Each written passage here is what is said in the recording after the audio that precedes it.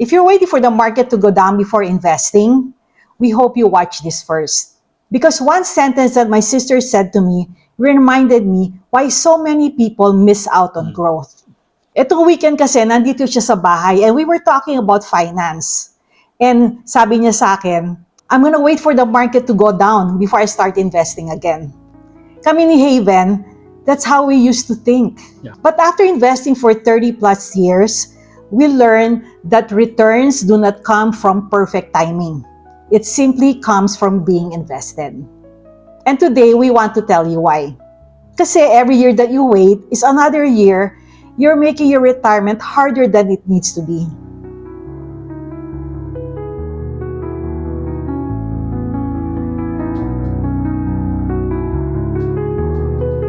Anyway, nakikinig rin ako sa inyo kasi nasusupa ako. I heard you guys talking and I would have said the same thing too. Oh, ano ka pa rin, no? Marites. Marites. Niches mo, sa Marites. Malakas ang radar ko. Nung umalis yung sister ko, yun ang pinag-usapan namin ni Haven. And we asked ourselves na, would we be investing the same way today? That's a good question. Kasi planning for retirement made us think, a lot of things, di ba? It's not only yung social security, yung mga budgeting, pero kasama na rin yung investing doon. Right. And that's what today's conversation is all about. It's not that we did everything perfectly. Actually, we're grateful for where we are right now. And investing for more than 30 years, there are a few lessons that we finally understand. Sometimes we wish na someone had explained to us earlier. Oh, Right? yeah, whatever we know now, Yeah. sana alam natin yun before pa. No? Before pa. Oo. Oh. Kaya may tanong ako sa'yo, like looking back, what do you think really stopped us? I guess fear. Okay, yeah. Yeah, maybe that's a Pero major thing kasi. Pero I don't think it's fear of investing. I think it's it's more of fear Of losing? of losing Yeah. money or fear of buying at the wrong time. Yeah. Diba? Kasi, Especially yung losing money. Kasi, syempre, lahat ng diba? in-invest mo or, yung Yung mga hard-earned money mo, parang biglang mawawala. Right? pag inisip mo Nakakatakot na yung hard-earned money mo mawawala sa isang yun eh. igla, parang yun doon ako, Oo. doon ako natatakot. Ako, ganun rin. Ikaw rin? Yeah, syempre. At that time, we kept on saying like, oh, next month na tayo mag-invest. No. Diba? Hanggang next month, next year. Hindi naman. or we would say, diba na, oh, let's wait until the market goes down. Diba? Hanggang mag-sale yung mga stocks or yung mga funds na yan. And honestly, it sounds logical, diba? Yeah. Kasi when you buy something, You wait for it to go on sale. to go and sell, diba? Yeah. Especially, kunyari, example na lang, pag kunyari gusto mo bumili ng refrigerator or bumili ng TV, hintay mo yung sale, diba? You don't Yeah. wanna pay yung Full price. So inisip mo, ganun din yung investment. Yeah. Pero hindi ganun eh. Right. Kasi sa investment, you cannot predict when the stocks go on sale. Yeah. And what happens is, if you try to wait, You lose the opportunity. yeah. That's what it is. Kumbaga, parang gamble. It's a gamble, right? Yeah. What changed? I think we finally realized that we were asking the wrong question. Hindi yung, when is the best time to invest? We should have been asking, how do people successfully invest for 20 or 30 years? Exactly, because we don't know what the market's gonna do next week or next month. Diba? So instead of trying to predict, what we need to do is to have like a system. Yeah, set up a system. Set up a system. So for us, that's probably the biggest thing that we do differently. Ito yung automatic investing, Right. diba? Every payday, no guessing, no emotions, and consistent. Right. It's like let's say a 401k. It just happens. Yeah, oo. No? Na talagang automatic, Oo. bigay ka ng bigay doon. So when you invest automatically, some months you buy high, some months you Yes. buy low. And over time, it averages out. Ano yung tawag doon? Dollar cost averaging. Yeah. Uy, yeah, natanda yun. yeah, dollar cost averaging. Yeah. Pero the name or the term is not important. Ang importante is yung habit. Anyway, may tanong ako sa'yo. You think we were too conservative? Not too conservative. Really? Yeah. Isipin mo na lang where we were that time. We had Brian, we had Sa bagay. mortgages, not mortgage, mortgage. Yeah. We had bills. syempre, ang dami nating, gastos or pinaglalaanan ng pera. And, I guess, kasama na rin yung fear doon, di ba, na you don't want to jeopardize yung Education ni Brian. kung ano man yung meron kang kung ano. pera, what if like the market goes down? Right. Palagay ko, yun yung nasa isip natin nun Fear eh. Diba? talaga. Oo. Totoo naman, but maybe we could have taken a little more risk. Kasi we had time eh. Yeah, you're right. Yeah. Kasi nasa 30s pa lang Oo, tayo nun eh. diba? And I'm sure we were able to like, absorb or yung mga market downturns. Kumbaga may cushion pa tayo. No? Kakayanin pa yan. Kasi mahaba pa naman eh. You're right. And if we were younger today, we could probably have invested more sa mga growth funds, di ba? Yeah. Not because the growth funds are better, but because na pagbata ka pa kasi, yung mga younger people, they can easily recover pag meron mga market downturns. Yes. Yan. Yep. Like the one I mentioned earlier, di ba? Mm-hmm. It's magtanong, do you actually regret how we invested? You know what? I really don't. No. No. Kasi I'm grateful where we are right now. And kung alam lang natin, kung anong alam natin ngayon, alam natin then, we could have done it like, differently. Differently. Yeah. And that's totally different from regret. Right. So no regrets. No regrets. Period. So itong discussion natin, who do you think is this conversation really for? Honestly, a lot of people, let's say if you're in your 30s, you will not know everything. Oh. Right? Oh, kasi you're still young eh. Oh. You're trying to learn everything eh.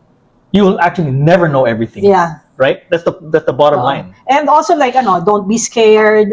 Kasi pag nasa 30s ka pa lang, that's where you like start yung system, your habits. Doon ka mag-umpisa. Umpisa yan. You just need to start learning and investing and also building good habits. Remember kasi, time is on your side. And if you're in your 40s or 50s naman, please don't spend your energy in thinking that you should have started earlier. Yeah. Parang meron akong ka-office mate, ganun din, na she's in her 50s, and parati niya sasabi sa akin na, Eileen, I think I'm late in the game already. And I keep on telling her, don't think about na you're late already. Yeah. Think about like what you can achieve like in the next 10 years Right. pa, like before you retire. Yeah. So yung mga nasa 40s, 50s, kung hindi pa kayo nag-uumpisa, You can still. yeah, you can start now, Oo. di ba? Ang isipin nyo na lang is the next 10 years and make it work. Yeah. Yung 10 years na yon, it's the 10 years that will matter. Hindi yung whatever na hindi nyo nagawa years before. Forget about that. It's the past. Makes a lot of Move sense, on, yeah. diba? Like, move forward. If you're retired now, the greatest investment isn't another fund or ETF. Maybe it's sharing what you've learned or what you've experienced with your children and mga grandchildren, diba? Because yung knowledge na yon will benefit them for decades. Right. And that brings us to Brian. So Brian, if you're watching this someday, we hope you don't remember what funds you invested in, but remember the discussions that we had about, finance, about money, diba? The question then is, if he watches it, He will watch it. oh, he better. Because that part will last forever. And those conversations that we had are most valuable than the investments that you make. Very Diba? true. Very true. Minsan, hindi kasi minsan talaga, pag kami, minsan, not even yung conversation, di ba? We even like just text, hey Brian, this is how... Random, di ba? Oo, random pag naisip namin, Brian, Spur of the moment. Yeah. look at this one, this is how you invest. Like, tinuturo namin na yung compounding interest, yung like how, yung system mo na... But he's interested. Yeah, oo. Oh, which Yeah, is katulad good. kanina lang, Ayun. kasi I was talking to him That's a about good example. yung saan invest yung pera niya. So, pinakita ko sa kanya example ng yung money na invest namin for him like years ago. It grew like what? I think like 5 folds. Diba? Yeah, grabe. So that's why, okay naman sa kanya, parang nagulat pa nga siya. Sabi nga niya na, that's why I want my money to be in growth funds, sabi niya. So at least pumapasok sa utak niya na parata namin sinasabi na you have all the time. Yeah. So Basta consistent, yun. He was very enthusiastic about it, right? Oo, yeah. May tinek siya eh. Yeah. Kasi kami ni Haven, gusto namin maging financially literate siya. Right. Yeah. And also, I mean, I'm sure lahat kayo rin, diba? You want your kids to be financially stable. And we want kasi our kids to be like successful also, diba? Right. And we want them to make better decisions than compared to what we did before. That they're aware of, you know, how things work out. Yeah. So that they're not ignorant about Yeah. Kasi tinanong rin namin si Brian hey, Yeah. did they teach this one sa school? Sabi niya, no, they didn't. And I wish they did. Sabi Yeah. niya. Anyway, itong tinext sa amin ni Brian eh. He said, kasi tinanong mo, if they teach this in school, right? Oo. And you know what his response was? Actually, no. That's something I wish schools taught us more. Classes that provide valuable knowledge of how to do stuff in the real world. Yeah. No? Which is true.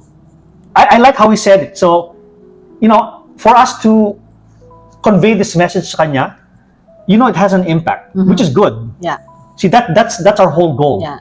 Is that he knows about these things so that when you expose him to the real world, just like how he said it, hindi siya magiging lost, right?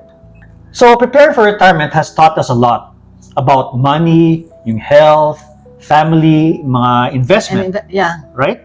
And if there's one thing that we've learned is that we always try to find the right time when to invest, diba? But retirement taught us that consistency mattered more than being right. Because money doesn't grow overnight. You know, it grows little by little, you know, year after year. Markets sometimes go up and sometimes it goes down. But if you're consistent, you give your money the best thing it needs. Time. Enough time to grow. We can't go back and change the way we invested 30 years ago. Pero we can make better decisions today and hopefully we can help someone make better decisions for tomorrow. Tama? Simple, right? Oo. Oh. Kasi naisip ko lang, one best part of getting older is finally having something worth passing on. What's one money lesson that life has taught you? Leave it on the comment section below. So thank you for spending a little time with us today. We'll see you next week and we'll share another lesson that retirement has been teaching us. So cheers! Cheers! Bye! Bye!